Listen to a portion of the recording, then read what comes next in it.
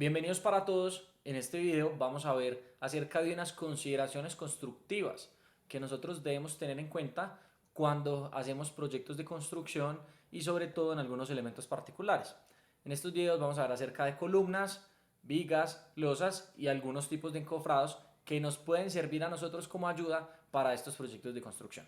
Entonces, empecemos por las columnas. Las columnas son los elementos verticales que resisten las cargas, digamos que en una estructura porticada, las principales de las edificaciones. Estos elementos sobre todo están para cargas axiales y para llevar las cargas hasta la cimentación. Entonces, como nosotros vemos en la parte de la izquierda, esto debe ser un armado común desde una columna, desde la cimentación. Entonces, tenemos el hierro que va desde la cimentación, ya sea una viga de cimentación o en concreto normal o en concreto ciclopio, sube los hierros y adicionalmente pues acá están, digamos, las formaletas. Estos son como unos puntales y esa es, digamos, como la forma de hacerlo en una construcción. También pueden iniciar desde el arranque con los pelos, que llaman acá en Colombia, y esta, digamos, que es una forma tradicional de hacerlo. Adicionalmente en la parte derecha tenemos la forma de hacerlo también con las columnas. Entonces se tienen, cuando es en mampostería, ya sea con finada estructural, se debe generar que los ladrillos queden con esta forma. ¿Para qué? Para que cuando el concreto se vacíe, pues entonces también se metan esas cavidades y el elemento estructural, digamos, quede mucho más confinado y quede mucho mejor. ¿Por qué? Porque normalmente a veces los muros se hacen, digamos, rectos y pues la columna no queda con una función estructural y no queda de la mejor manera. Entonces es siempre importante hacerlo con esta traba de los ladrillos y que quede de esta manera. Toca tener en cuenta ya después de que el concreto, realizamos el vaciado del concreto, vertimos el concreto, nuestros elementos de columna, hay que generar el desencofrado. ¿Cómo lo hacemos? Pues evitando el colapso de la columna. Entonces podríamos esperar 24 horas o podríamos esperar de acuerdo a la resistencia que tienen nuestras columnas para quitar la formaleta. Entonces quitamos esos elementos, ya queda el elemento, digamos, como está, y pues después viene el proceso del curado. Entonces estas son, digamos, como algunas maneras de hacerlo. Si no la quitamos con la resistencia, pues pueden empezar a generarse procesos como este, que arrancamos un pedazo del concreto si no tuvimos en cuenta unas buenas prácticas. También con el desmoldante. Y digamos, otro parámetro a tener en cuenta es alcanzar el 15 al 20% de la resistencia a los 28 días, que puede alcanzarse en 1, 2 o 3 días, de acuerdo al tipo de cemento y al tipo de fraguado que nosotros tuvimos. Entonces, estos son algunos principios que debemos tener en cuenta. Hiciste lo correcto, Bob. Entonces acá, digamos, unas técnicas sencillas para el curado y el vibrado. Entonces nosotros vamos vibrando en capas más o menos entre 40 y 45 centímetros para que el vibrador, a partir de su vibración, genere las ondas y pueda generar ese acomodo de partículas en el concreto.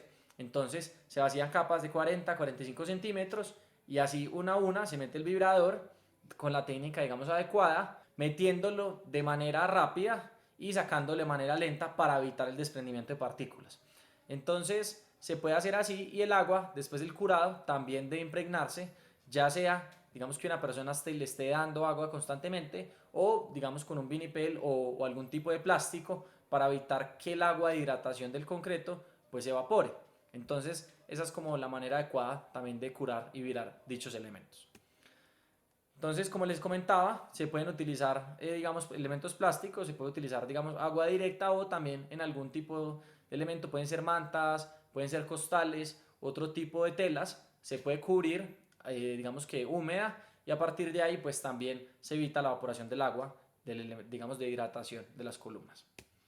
Estos son como algunos tipos de fallas de columnas. Entonces todo lo que hacemos anteriormente es para qué, pues para garantizar que el elemento durante su vida útil pues sea un elemento fuerte, que sea un elemento resistente, que no tengamos problemas. Entonces si nosotros fallamos en ciertos aspectos, ya sea en el cálculo estructural, en la construcción, en el fraguado, pues va a ser mucho más probable una falla en algún momento. Y pues hay diversos tipos de falla. Ahora sí viene lo chido. Entonces esta es una falla, digamos, común en las columnas. Ideal, como lo hemos hablado en anteriores clases, es que la falla en las columnas no sea por concreto, no sea por el elemento en sí mismo, porque genera una falla inmediata, genera una falla, digamos, muy brusca. Entonces, ¿qué puede generar? Pues el colapso de la estructura. Entonces, Esta falla en X ya la vamos a ver de qué tipo es, espero pues que lo sepan. Eso no me lo esperaba. Entonces hay varios tipos de falla. Entonces cuando generamos una falla por compresión en la columna, ya sea por la sección o por la resistencia inadecuada, pues entonces vamos a generar una falla como con una pequeña barriguita en el elemento. Esta es una falla normal por compresión. Esta es una falla por cortante, como la que vemos en la figura. Entonces un doble cortante en las dos direcciones puede haber sido causada por un sismo, digamos que puede ser probable, y entonces ya que el acero, la cuantía no era la suficiente o de pronto no estaba calculada, pues entonces se dio esta falla por cortante como en estas X del elemento. Adicionalmente hay otras fallas, sobre todo digamos muy lineales, que es por adherencia, cuando se tiene algún tipo de revestimiento, digamos un revoque o otro tipo, un yeso, entonces puede haber falta de adherencia entre el material o entre la columna y el material que se le adhiere. Entonces también digamos que puede generar un tipo de falla. Y este otro tipo de falla, digamos más recta, es por flexión, aunque es digamos un poquito más compleja que se dé. Digamos que las más comunes son esta falla por compresión, la cortante, y de pronto fallas por adherencia. Una falla por flexión es más compleja. Listo. Entonces, teniendo en cuenta esto, pues ya vimos unas características principales de las columnas que hay que tener presente cuando nosotros hagamos este tipo de elementos. Pasando a otro tipo de elementos, entonces las vigas, pues son unas estructuras lineales que se colocan en las estructuras para generar ¿qué? Para generar unos elementos, digamos de manera monolítica, digamos con las vigas y las columnas, podemos generar lo que se llaman los pórticos. Estos pórticos en muchas ocasiones son las que tienen todas las cargas de la estructura y pues su función principal es sostener también las columnas y sostener pues digamos nuestra estructura. Entonces las vigas normalmente pueden estar hechas de madera o pueden ser digamos de otros elementos. Su principal resistencia o digamos la fuerza a la que resiste la flexión, entonces es muy resistente a otros materiales, son las que llevan las cargas hacia las columnas y posteriormente las columnas hacia la cimentación.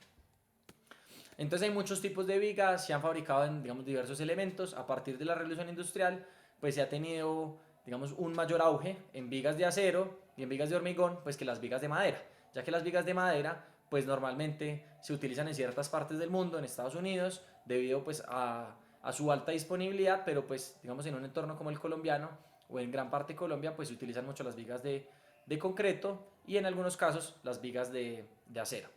Entonces hay diversos tipos, ya las vamos a ver algunas. Entonces las primeras son unas vigas fleach. Esas vigas fleach son digamos entre madera y metal.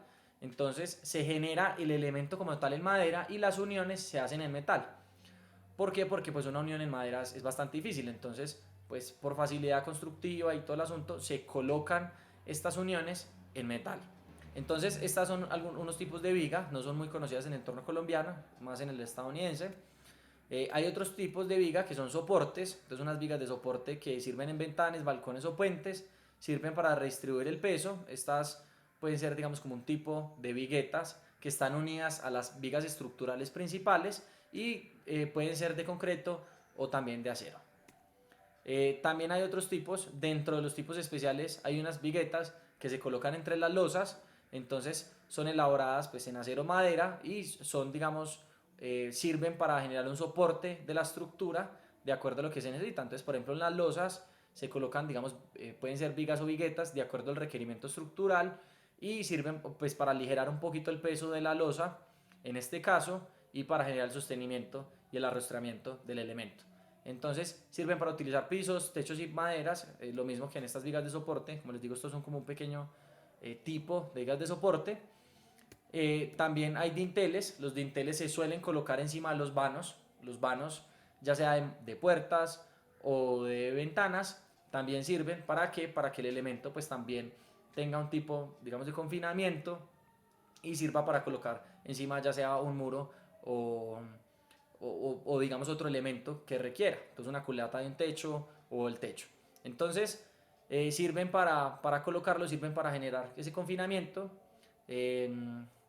Y también es importante a los lados de las ventanas, la parte inferior de los muros, pues casi siempre hay unas pequeñas fisuras. Entonces en esas partes es bueno colocar siempre un refuerzo en acero para evitar esas fisuras, sobre todo en los bordes de ventanas y puertas. Entonces estas vigas, de acuerdo al tipo de vigas, estas son una viga en concreto, ya digamos con un propósito estructural, entonces va a tener unas características. ¿Cuáles son esas características? Van a tener que generarse cuando tenemos una estructura porticada, entonces va a tener un enlazamiento o digamos una unión con las columnas. Entonces en la parte del acero, el acero tiene que salir desde las columnas, el acero pues tiene que ser tanto inferior como superior. El inferior es sobre todo para las deformaciones y para las cargas a flexión de la estructura, y en la parte de arriba pues va a ser su uso principal, es para también pues generar ese confinamiento completo y también para evitar digamos muchas fisuras por retracciones plásticas del concreto. Entonces para eso también sirve el acero superior. Entonces deben generarse las barras, deben generar esa unión, deben estar dentro de esta unión los estribos, también generar un espacio de confinamiento, y los flejes o estribos deben estar a una distancia mucho menor en esta parte. ¿Por qué? Porque el cortante va a ser mucho mayor.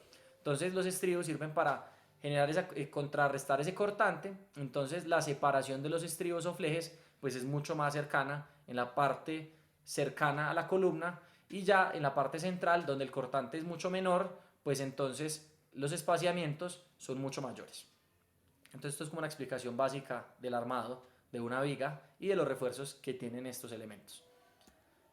Posteriormente también podemos ver cómo se genera, digamos como en un muro de ladrillo, cómo debería colocarse el acero. Entonces también deben tenerse los estribos, también deben tener el acero, digamos, superior y el inferior de refuerzo longitudinal, y si se está colocando, digamos, con una losa aligerada, pues entonces debe generarse la unión también con esta. ¿Para qué? Pues para que los dos elementos queden, digamos, embebidos y sea una estructura monolítica.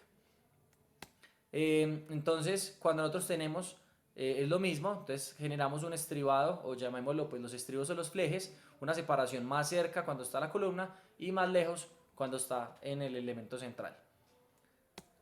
Entonces, cuando nosotros hablamos de vigas, pues algunos, digamos como casos particulares, debemos garantizar esa continuidad al acero de acuerdo a los planos estructurales. Entonces garantizar que el diámetro que se utilice sea el correcto, sea 3 octavos, sea de media, sea 5 octavos, toca digamos que garantizarlo. Normalmente la flejería viene en 3 octavos de acuerdo a la norma sismoresistente colombiana del 2010. Debemos garantizar el recubrimiento inferior y superior con los separadores. Entonces estos separadores se colocan digamos, al montarse la viga, genera separación y ese recubrimiento necesario.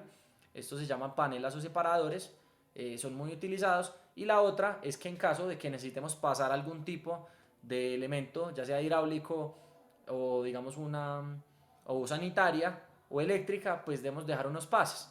¿Esto para qué? Para evitar que esos pases sean unos concentradores de esfuerzos y pueda permitir fallar a la estructura. Entonces estos pases deben colocarse donde los esfuerzos sean mínimos y debe consultarse con el estructural. Entonces esto es como un breve repaso de qué son las columnas y las vigas, algunas características constructivas que tenerse en cuenta en el armado y en la construcción de estos elementos, y entonces espero pues que les haya gustado. Nos vemos en un próximo video.